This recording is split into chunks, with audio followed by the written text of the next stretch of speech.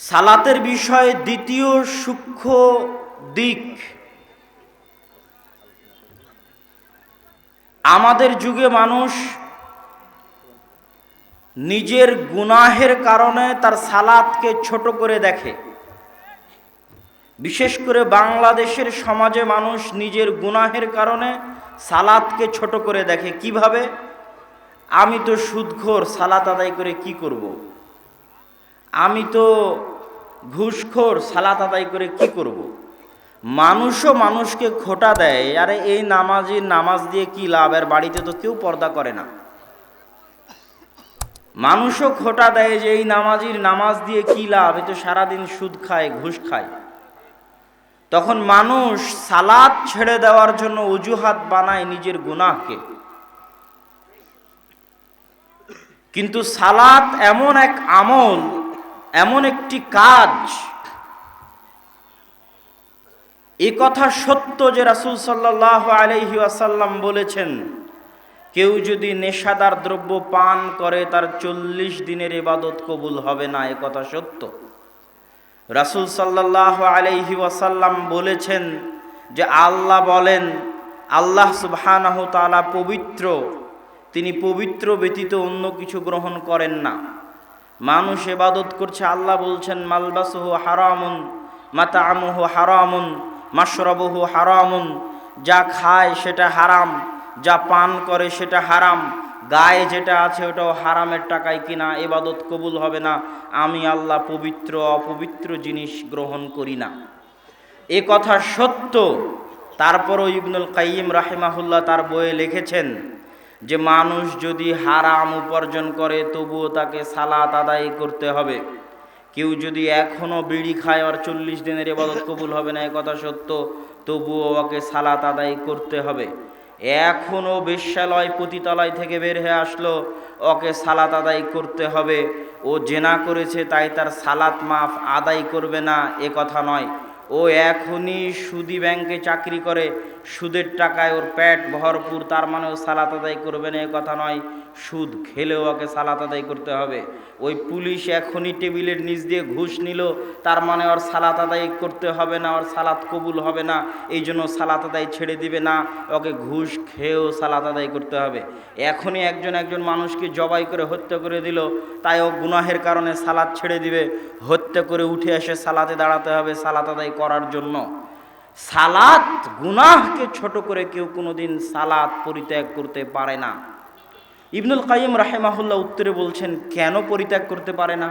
ওর সালাতই তো কবুল হবে না, ও তো সুদ খায়, ঘুষ খায়, এখনই বিড়ি খেলো, এখনই মদ খেলো, সালাত তো কবুল হবে না, কিন্তু ছাড়তে পারবে না কেন সালাত? ইবনুল কাইয়িম রাহিমাহুল্লাহ লিখছেন যে ও সালাত আদায় করলে এই সালাত আদায়ের নেকি পাবে না। কেন? সালাত আল্লাহর দরবারে কবুল হবে না, তাই সালাতের নেকি পাবে না। কিন্তু সালাত ছেড়ে দিলে যে গুনাহ হতো, ওই গুনাহ থেকে বেঁচে যাবে। সুদ খাওয়ার গুনাহ একটা, আর সালাত আদায় না করার গুনাহ একটা। তো সুদও খেলো, সালাতও আদায় করলো না, মানে সুদ খাওয়ার গুনাহ তো আছে, তার উপর সালাত ছেড়ে দেওয়ার গুনাহ আছে। আর সালাত আদায় করলে নেকি হবে না, পাপ ক্ষমা হবে না, সালাতের কোনো ফজিলত পাবে না, আল্লাহর দরবারে কবুল হবে না এই জন্য। কিন্তু সালাত পরিত্যাগ করার গুনাহ থেকে বেঁচে যাবে, ফারজিয়াত আদায় হবে। এই জন্য সুদ খেলেও সালাত আদায় করতে হবে, স্ত্রী পুত্র বেপরদায় চললেও সালাত আদায় করতে হবে, ঘুষ খেলেও সালাত আদায় করতে হবে, বিড়ি সিগারেট খেলেও সালাত আদায় করতে হবে। গুনাহের অজুহাত দিয়ে সালাত পরিত্যাগ করা যাবে না। 3 নাম্বার সালাতের বিষয়ে সূক্ষ্ম দিক। ইসলাম, একজন হিন্দু মানুষ আজকে এই মঞ্চে ইসলাম গ্রহণ করলো, কথার কথা সে পড়লো আশহাদু আল্লা ইলাহা ইল্লাল্লাহ ওয়া আশহাদু আন্না মুহাম্মাদার রাসূলুল্লাহ, আমি সাক্ষ্য দিচ্ছি আল্লাহ ব্যতীত কোনো মাবুদ নেই, আমি সাক্ষ্য দিচ্ছি মুহাম্মদ আল্লাহ রাসূল, এই কথা বলে সে মুসলমান হয়ে গেল। এখন এই লোকের কাজ কি? আল্লাহর পক্ষ থেকে তার জন্য আদেশ কি? কি করতে সে মুসলমান হলো? নিজের ধর্ম পরিত্যাগ করে আর একটা ধর্ম গ্রহণ করছে, কি করার জন্য? কি এমন কাজ ওকে আল্লাহ দিয়ে রেখেছে, কি এমন কাজ ওকে ইসলাম দিয়ে রেখেছে যে কাজটা করতেও ইসলাম গ্রহণ করছে? ও যদি বলে যে আমি হজ করতে ইসলাম গ্রহণ করেছি, তো হজ সারা জীবনে কয়বার ফরজ? একবার। তো সারা জীবনে একবার হজ করার জন্য ইসলাম গ্রহণ করেছে, সারা জীবনে ওর আর কোনো কাজ নাই। কথা মনে হয় বুঝতে পারেননি? তো ইসলাম এরকম একটা হাস্যকর ধর্ম যে তাকে গ্রহণ করতে হচ্ছে সারা জীবনের একটা কাজ করার জন্য, আর কোনো কাজ নাই ওর। হজ আদায় করবে এই জন্য ইসলাম গ্রহণ করছে, এটা চরম হাস্যকর। ও যদি বলে আরও একটা বিষয়, হজ ফরজ হচ্ছে ধনী ব্যক্তির উপর, গরিবের উপর কি হজ ফরজ? তো গরিব কি জন্য ইসলাম গ্রহণ করবে? ওর উপর তো হজ ফরজ নয়। কি করতে ও ইসলাম গ্রহণ করবে? কি কাজ কি করতে ইসলাম গ্রহণ করবে? ওর উপর তো হজ ফরজ নাই। জাকাত একটা ফরজ কাজ, যে জাকাত আদায় করতে ইসলাম গ্রহণ করব। তো জাকাত কি প্রতি মাসে প্রতিদিনে আছে না সারা বছরে একবার আছে? তো সারা বছরে একবার আছে। জাকাত কি গরিবের উপর না ধনীর উপর? ধনীর উপর। তো যে মানুষের নেশাব পরিমাণ সম্পদের মালিক হয়নি, ওই মানুষ কি করতে ইসলাম গ্রহণ করবে? ওর উপর তো জাকাতও ফরজ নাই, ওর উপর জাকাতও নাই, ওর উপর হজও নাই। তো করবেটা কি? ও ইসলাম গ্রহণ করবে, কাজ কি ওর? ও যদি বলে আমি সিয়াম রাখতে ইসলাম গ্রহণ করবো রমজানের, তো রমজানের সিয়াম সারা বছরে কয় মাস?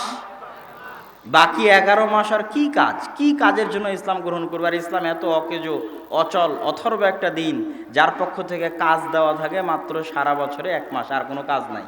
1 মাস ইবাদত করে 11 মাস ঘুমাও, এরকম দিন কি? না, এরকম দিন নয়। ইসলাম মূলত মানুষ গ্রহণ করা উচিত, বা মানুষ মুসলমান হয়, বা আল্লাহ চায় মানুষ মুসলমান হোক। মুসলমান হওয়ার পরে একটাই কাজ যেটা আল্লাহর পক্ষ থেকে ফরজ করা আছে, এর বাইরে আর কোনো কাজ প্রত্যেক মানুষের জন্য সব সময়ের জন্য ফরজ, এরকম আর দ্বিতীয় কোনো কাজ নাই, সেটা হচ্ছে সালাত। সালাত যদি মানুষ আদায় না করে, তাহলে মানুষের আর মুসলমান থাকার কোনো প্রয়োজন নাই। কোনো প্রয়োজন আর অবশিষ্ট থাকে না যে একজন মানুষ মুসলমান থাকবে অথচ সে সালাত আদায় করে না, এরকম কোনো প্রয়োজন আর বাকি আর অবশিষ্ট থাকে না। সালাত সম্পর্কে চতুর্থ গুরুত্বপূর্ণ দিক, যে সালাত আমি কেন আদায় করব, কেন আমার প্রতি সালাত এত কঠিন ও কঠোরভাবে ফরজ করা হয়েছে। আল্লাহ সুবহানাহু ওয়া তাআলা পবিত্র কোরআন মাজিদে বলছেন, আকিমিস সালাতা লিযিকরি, তোমরা সালাত আদায় করো আমাকে স্মরণ করার জন্য। কিসের জন্য?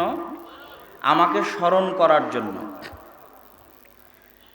আল্লাহ সুবহানাহু ওয়া তাআলাকে স্মরণ করা কাজটা কতটা গুরুত্বপূর্ণ, যে আল্লাহ সুবহানাহু ওয়া তাআলা মুসা আলাইহিস সালাতু ওয়াস সালাম যা যা চাইলেন সব দিয়ে দিলেন।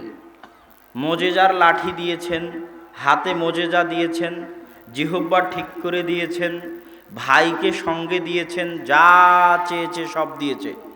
তারপরে আল্লাহ নিজে থেকে বলছে যে ওয়ালা তানিয়া ফি যিকরি, সবই দিয়ে দিলাম, সব পাওয়ার পরে আমাকে ভুলে যেও না, সব পাওয়ার পরেও আমাকে ভুলে যেও না, আমাকে স্মরণ করিও। তো আল্লাহ সুবহানাহু ওয়া তাআলা তার নবীদের কাছ থেকে তাকে স্মরণ করাটা চান, এটা আল্লাহর চাওয়া। ইউনুস আলাইহিস সালাতু ওয়াস সালামের ক্ষেত্রে আল্লাহ বলছেন যে ইউনুস যদি মাছের পেটে আল্লাহকে স্মরণ না করত, তাহলে ইউনুস মাছের পেটে কিয়ামত পর্যন্ত থেকে যেত। তাহলে আল্লাহ তার নবীর কাছে তাকে স্মরণ করাটা চান, তার নবী তাকে স্মরণ না করলে নবীকে মাছের পেটে রেখে দিতেন কিয়ামত পর্যন্ত। আল্লাহ সুবহানাহু তাআলার স্মরণ করাটা সালাতের মাধ্যমে কি জন্য এত জরুরি, এই আল্লাহর স্মরণটা আমি আপনাকে বুঝাই। আল্লাহ সুবহানাহু তাআলাকে স্মরণ করতে রুকু করা জরুরি নয়, আল্লাহ সুবহানাহু তাআলাকে স্মরণ করতে সিজদা করা জরুরি নয়, আল্লাহ সুবহানাহু তাআলাকে স্মরণ করতে কাপড় পবিত্র হওয়া জরুরি নয়, আল্লাহ সুবহানাহু তাআলাকে স্মরণ করতে কিবলামুখী হওয়া জরুরি নয়, আল্লাহ সুবহানাহু তাআলাকে স্মরণ করতে পানি দিয়ে পবিত্র হওয়া জরুরি নয়, আল্লাহ সুবহানাহু তাআলাকে স্মরণ করতে তায়াম্মুম দিয়ে পবিত্র হওয়া জরুরি নয়, আল্লাহ সুবহানাহু তাআলাকে স্মরণ করতে মসজিদে যাওয়া জরুরি নয়। এই জন্য সালাতের বিধানের কঠোরতা আরোপ করতে করতে করতে করতে এই পর্যায়ে নিয়ে যাওয়া হয়েছে যে সালাতের তো অনেক শর্ত, আর পৃথিবীতে এমন কোনো ইবাদত নাই যে ইবাদতের ক্ষেত্রে এত শর্ত আরোপ করা হয়েছে। সিয়াম পালন করতে, সাহারি খাওয়ার জন্য ওযু অবস্থায় থাকতে হবে, এরকম কোনো শর্ত নাই। স্ত্রীর সাথে সহবাস করে উঠে এসে অপবিত্র অবস্থায় গোসল না করেই মানুষ সাহারি করতে পারে। ইফতার সাহারি করার জন্য মসজিদে যেতে হবে, মসজিদ বানাতে হবে, এরকম কোনো জরুরি কিছু নাই। কোনো শর্ত, যত শর্ত সালাতের ক্ষেত্রে আরোপ করা হয়েছে, কোনো ইবাদতের ক্ষেত্রে এত শর্ত আরোপ করা হয়নি। ওযু করতে হবে, শরীর পবিত্র হতে হবে, জামা কাপড় পরিষ্কার হতে হবে, মসজিদে আসতে হবে, জামাতে আসতে হবে, পায়ে পা মিলে দাঁড়াতে হবে, কিবলামুখী হতে হবে, কোরআন তেলাওয়াত থাকতে হবে, তারপরে বিশাল এক লম্বা সিস্টেম আছে, সেই সিস্টেম অনুযায়ী সালাত আদায় করতে হবে। কিন্তু এগুলো একটাও যদি মানুষ পূরণ করতে না পারে, মানুষ যদি ওযু করার পানি না পায়, মানুষ যদি তায়াম্মুম করার মাটি না পায়, মানুষ যদি পবিত্র জামা না পায়, মানুষ যদি কেবলা চিনতে না পারে, মানুষ যদি মসজিদ না পায়, মানুষ যদি রুকু করতে না পারে, মানুষ যদি সিজদা করতে না পারে, তো সব কিছু বাদ দিয়েও তো আল্লাহকে স্মরণ করা যায়, যায় না? যায়। এই জন্য সালাতের মূল উদ্দেশ্য যেহেতু আল্লাহকে স্মরণ করা, এই জন্য সব শর্ত নষ্ট হয়ে গেলেও সালাত মাফ নাই। সব শর্ত মিস হয়ে গেছে, একটা শর্ত পূরণ করতে পারছে না, তবুও সালাত মাফ হবে না। কি জন্য? আল্লাহকে স্মরণ করার জন্য। এগুলো জরুরি নয়, এগুলো আল্লাহ সুবহানাহু ওয়া তাআলা বিধান দিয়ে রেখেছে, সম্ভব হলে করতে হবে। কিন্তু আল্লাহকে স্মরণ করতে দিনে রাতে 5 বার মানুষ এই পরিমাণে বাধ্য, যেহেতু আল্লাহকে স্মরণ করার জন্য পানি দিয়ে পবিত্র হওয়া জরুরি নয়, সেহেতু মানুষ যদি পানি না পায় তো পানি ছাড়াই আল্লাহকে স্মরণ করতে হবে। তায়াম্মুম ছাড়াই আল্লাহকে যেহেতু স্মরণ করা যায়, মানুষ যদি মাটি না পায় তো তায়াম্মুম ছাড়াই আল্লাহকে স্মরণ করতে হবে। যতক্ষণ মানুষের হুঁশ আছে, যতক্ষণ মানুষের জ্ঞান আছে, ততক্ষণ মানুষ আল্লাহকে স্মরণ করতে পারবে। এই জন্য রুকুও করতে পারে না, সিজদাও করতে পারে না, হুঁশ আছে। কাপড় নাই, উলঙ্গ অবস্থায় আছে, হুঁশ আছে। অপবিত্র কাপড়ে আছে, পবিত্র কাপড় নাই, হুঁশ আছে। জেলখানায় আছে, হুঁশ আছে। যেখানে যে অবস্থায় থাক তার হুঁশ আছে, ও নড়তে পারে না, চড়তে পারে না, ওর জ্ঞান আছে, বিবেক আছে। ওকে আল্লাহ সুবহানাহু ওয়া তাআলাকে দিনে রাতে 24 ঘন্টায় 5 বার স্মরণ করতেই হবে। এই জন্য সালাত মানে হচ্ছে আল্লাহকে স্মরণ করা। আকিমিস সালাতা লিযিকরি, আমাকে স্মরণ করার জন্য সালাত আদায় করো। সালাতের ক্ষেত্রে আরেকটা গুরুত্বপূর্ণ দিক, আরেকটা গুরুত্বপূর্ণ সাইড, সেটা হচ্ছে পৃথিবীতে আল্লাহ সুবহানাহু তাআলার নিকটে দোয়া করার, আল্লাহ সুবহানাহু তাআলার কাছে কিছু চাওয়ার, সালাতের চাইতে আর কোনো বড় মাধ্যম আল্লাহ সুবহানাহু তাআলা পৃথিবীতে দেননি। রাসূল সাল্লাল্লাহু আলাইহি সাল্লামের যুগে বৃষ্টি হচ্ছে না, তো বৃষ্টি হওয়ার জন্য কি করতে হবে? দোয়া করতে হবে আল্লাহর কাছে, যে আল্লাহ আপনি আমাদের বৃষ্টি দেন। আল্লাহ রাসূল চাইলে সাহাবীদের নিয়ে একসাথে হাত তুলে দোয়া করতে পারতেন যে আল্লাহ আপনি বৃষ্টি দেন। তো আল্লাহ রাসূল বৃষ্টি চাওয়ার জন্য সালাত আদায় করলেন, মাঠে গিয়ে কি করলেন? সালাত আদায় করলেন। কি চাইতে? বৃষ্টি চাইতে। চন্দ্রগ্রহণ লেগেছে, সূর্যগ্রহণ লেগেছে, বিপদ থেকে বাঁচতে হবে, আল্লাহর কাছে দোয়া করতে হবে। তো বিপদ থেকে বাঁচতে দোয়া করার জন্য আল্লাহ রাসূল সূর্যগ্রহণের সালাত আদায় করলেন, চন্দ্রগ্রহণের সালাত আদায় করলেন। মানুষ মারা গেছে, ওর জন্য দোয়া করা জরুরি, দোয়া করতে হবে। ইসলামেও বিধান আছে দোয়া করার। আল্লাহ রাসূলও একজন জ্ঞানী সর্বশ্রেষ্ঠ নবী, তিনিও জানেন দোয়া করতে হবে। সাহাবীদের নিয়ে একসাথে হাত তুলে লাশকে সামনে রেখে দোয়া করে মাটিতে পুঁতে দিলেই হলো। রাসূল সাল্লাল্লাহু আলাইহি সাল্লাম দোয়া করার জন্য সালাত কায়েম করলেন। কি কায়েম করলেন? সালাত কায়েম করলেন। এভাবে যত নবী রাসূল অতীতে চলে গেছে তাদের দোয়ার ঘটনা আপনি পড়ে দেখেন। আল্লাহ সুবহানাহু ওয়া তাআলা জাকারিয়া আলাইহিস সালাতু ওয়াস সালামের ক্ষেত্রে বলছে, ওয়াইদ ক্বালাত ইমরাতু ইমরান রাব্বি ইন্নী নাযারতু লাকা মা ফি বাতনি মুহাররারা। ইমরানের স্ত্রী যখন বলল আল্লাহ আমার পেটে যা আছে আল্লাহর রাস্তায় দিয়ে দিয়েছি, নজর মানত। ফালাম্মা ওয়াদাআতহা ক্বালাত রাব্বি ইন্নী ওয়াদাতুহা উনসা। যখন বাচ্চা প্রসব হলো বলছে আল্লাহ মেয়ে বাচ্চা প্রসব করেছি। আল্লাহ সুবহানাহু ওয়া তাআলা মেয়ে বাচ্চাকেও তার মানত নজর পূরণ করার সুযোগ করে দিলেন। ফাকাফালাহা জাকারিয়া, জাকারিয়া দায়িত্ব নিয়ে নিল বাইতুল মাকদেসের খেদমত করবেন। মারিয়াম আলাইহা সালাতু ওয়াস সালাম কুল্লামা দাখালা আলাইহা জাকারিয়াল মিহরাব ওয়াজাদা ইনদাহা রিজকা, যখনই জাকারিয়া আলাইহিস সালাতু ওয়াস সালাম মারিয়ামের নিকটে যান দেখেন রিজিক, তখন তিনি বললেন ইয়া মারিয়ামু আন্না লাকি হাদা, কোথায় থেকে আসে? ক্বালাত হিয়া মিন ইনদিল্লাহ ইন্নাল্লাহ ইয়ারযুকু মান ইয়াশা বিগাইরি হিসাব, এটা আল্লাহর পক্ষ থেকে আসে। আল্লাহ সুবহানাহু ওয়া তাআলা যাকে চান তাকে বেহিসাব রিজিক দিতে পারেন। হুনালিকা দাআ জাকারিয়া রাব্বাহ। এখন জাকারিয়া আলাইহিস সালাতু ওয়াস সালামের শখ হচ্ছে যে এইরকম একজন সতী সাধবী মহিলা, স্ত্রী, কন্যা তার চোখের সামনে, অথচ তিনি বৃদ্ধ, তার সন্তান নাই। এরকম একজন সন্তান যদি তার হতো, তার স্ত্রী বন্ধ্যা, চোখ মাথার চুল সাদা, দাড়ি সাদা, তিনি এখন আল্লাহর কাছে চাইবেন সন্তান। আল্লাহর কাছে সন্তান চাওয়ার জন্য জাকারিয়া আলাইহিস সালাতু ওয়াস সালাম সালাতে দাঁড়িয়ে গেলেন। সারা আলাইহিস সালাতু ওয়াস সালাম, ইব্রাহিম আলাইহিস সালাতু ওয়াস সালামের প্রথম স্ত্রী, বিপদে পড়েছেন, বিপদ থেকে উদ্ধার হতে হবে, তার ইজ্জত, তার সম্মান, তার আব্রু হেফাজত চাচ্ছেন আল্লাহর কাছে। এই বিপদ থেকে উদ্ধারের জন্য তিনি সালাতে দাঁড়িয়ে গেলেন। রাসূল সাল্লাল্লাহু আলাইহি ওয়াসাল্লামের জীবনে যত বিপদ তার সম্মুখীন হয়েছেন, সেক্ষেত্রে বলা আছে তখনই তিনি বাদারা ইলা সালাহ, সালাতে দাঁড়িয়ে যেতেন। আসমানের নিচে জমিনের উপরে আল্লাহ সুবহানাহু ওয়া তাআলার কাছে চাওয়ার জন্য, দোয়া করার জন্য সালাতের চাইতে বড় কোনো মাধ্যম পৃথিবীতে নাই। আপনি যখন সালাত শুরু করেন আল্লাহু আকবার বলে, তখন মূলত দোয়া শুরু করেন। কি শুরু করেন? দোয়া শুরু করেন। তারপরে যখন রুকু সিজদা সব কমপ্লিট করে আপনি সালাম ফিরেন, আসসালামু আলাইকুম ওয়া রাহমাতুল্লাহ, তখন মূলত কি শেষ করেন বলেন তো? একটু জোরে বলেন, কি শেষ করেন? দোয়া শেষ করেন। এখন হুজুর যদি বলে যে হুজুর ইমাম সাহেব দোয়া করালো না, তাহলে ওই হুজুরকে আরো 100 বছর পড়তে হবে সালাত কাকে বলে এটা জানার জন্য। তিনি এখনো বুঝতে পারেননি যে সালাত কাকে বলে। আল্লাহু আকবার দিয়ে দোয়া শুরু হলো আর আসসালামু আলাইকুম দিয়ে দোয়া শেষ হলো, এই জিনিসটা বোঝার মতো ক্ষমতা তার হয়নি, এই জন্য যে তিনি এখনো জানেন না সালাত কাকে বলে। সম্মানিত উপস্থিতি, সালাতের বিষয়ে সর্বশেষ পয়েন্ট বলে আমি আমার বক্তব্য শেষ করব। বক্তব্যের শুরুতে বলেছিলাম ইসলাম সালাতের প্রতি এত গুরুত্ব দিয়েছে এই জন্য যে ইসলামের সামাজিক সিস্টেম সালাতকে কেন্দ্র করে দাঁড়িয়ে আছে, মসজিদকে কেন্দ্র করে দাঁড়িয়ে আছে। সালাতের ফজিলত, মসজিদের ফজিলত, মসজিদের ফজিলত, সালাতের ফজিলত। মান বানা লিল্লাহি বাইতান কামিফহাসি তয়রিন ওয়ালাউ কামিফহাসি তয়রিন, কেউ যদি আল্লাহর জন্য একটা ঘর তৈরি করে পাখির বাসার সমান হয়, আল্লাহ তার জন্য জান্নাতে একটি ঘর তৈরি করবেন। তো এই ঘরটা কিসের জন্য বলেন তো?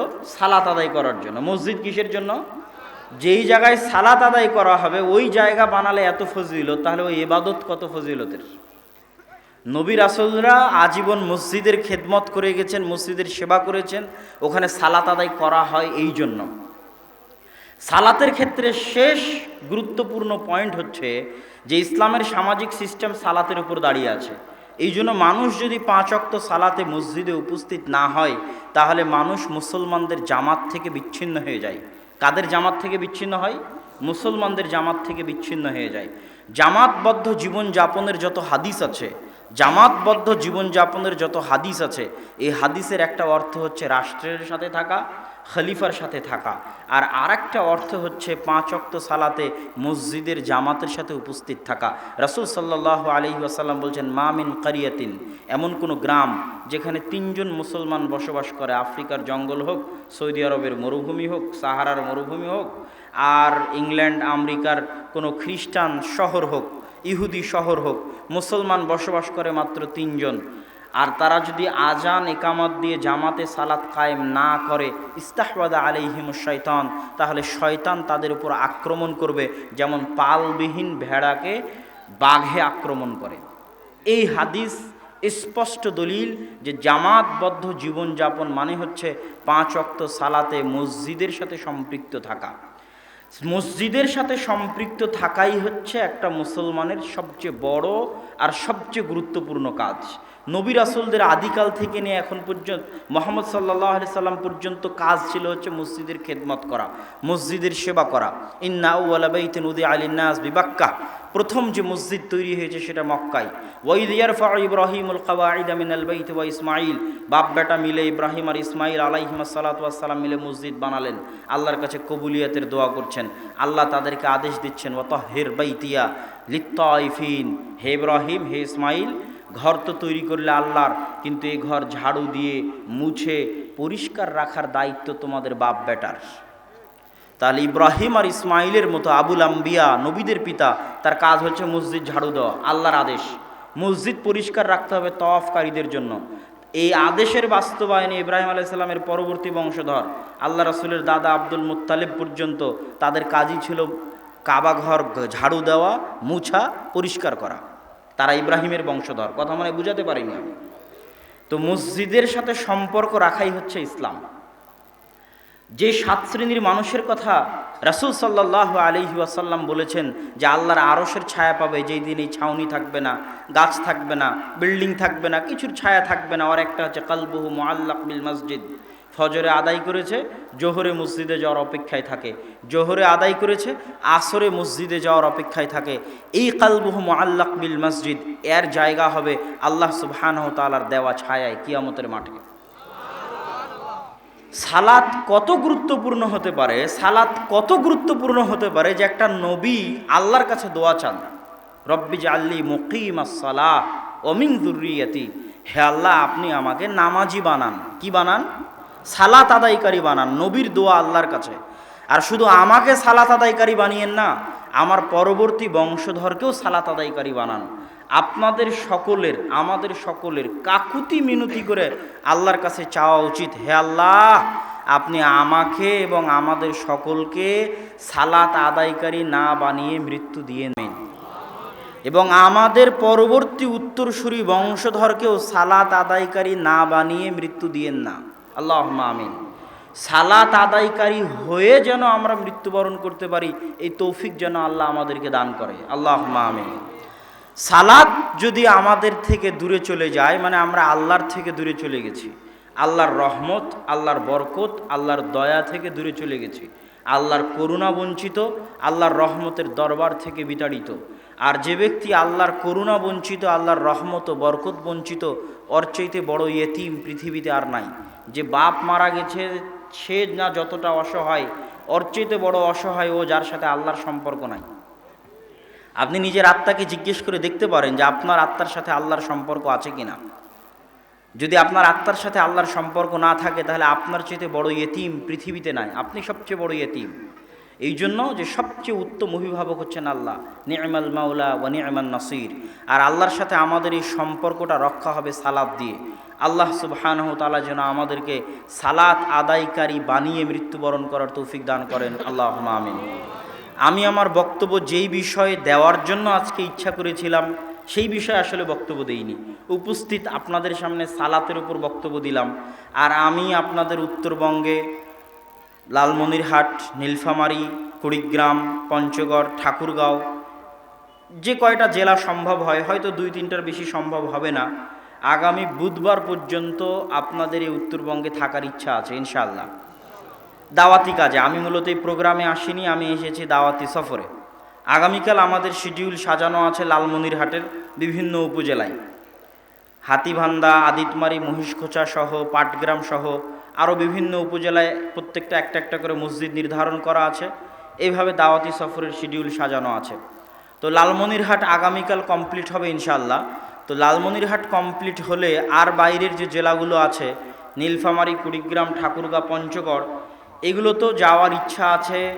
যেহেতু বুধবার পর্যন্ত আছি, আরও 2টা দিন সময় থাকবে। তো এই জন্য যারা বিভিন্ন লালমনিরহাটের বাইরের বিভিন্ন জেলা থেকে যারা এসেছেন এবং যারা প্রপার কোনো জায়গায় মসজিদে দাওয়াতি কাজ করার সুযোগ করতে পারবেন, মানুষজনের মাঝে প্রচার করে, ভালো জায়গায় যেখানে মানুষজন একত্রিত হতে পারবে, এরকম আপনাদের মসজিদ আছে, যোগাযোগের ভিত্তিতে করতে পারবেন। পরশু দিন থেকে লালমনিরহাটের বাইরের যে সমস্ত দিনী ভাই, বিশেষ করে শিক্ষিত যুবক শ্রেণী, তাদের প্রতি আহ্বান থাকবে, যেহেতু আমি থাকছি সেহেতু আব্বুর বক্তব্যর শেষে আমাদের স্টেজের পাশে আমাদের দাওয়া ইলাল্লাহর যারা দায়িত্বশীল আছে তারা আপনাদের সাথে যোগাযোগের জন্য মোবাইল নাম্বার এবং খাতা এবং কলম নিয়ে থাকবে। আপনারা যারা এরকম সুযোগ করতে পারবেন, আমি জানি অনেকেই পারবেন, কিন্তু সকলের ওভাবে আসার দরকার নেই। যিনি আসলে বুঝবেন যে হ্যাঁ এটা উপজেলার মেন পয়েন্ট, এখানে প্রোগ্রামটা করলে শুধু রাজশাহী থেকে আসতে প্রোগ্রামটা সাকসেসফুল হবে, এরকম বুঝতে পারলেই আপনি এসে যোগাযোগ করিয়েন। কেননা ভিতরে অজপাড়া গায়ে গ্রামে সেইভাবে এই সফরে যাওয়ার সুযোগ হবে না। অতএব আব্বুর বক্তব্যের শেষে অত ভিড় করারও দরকার নাই।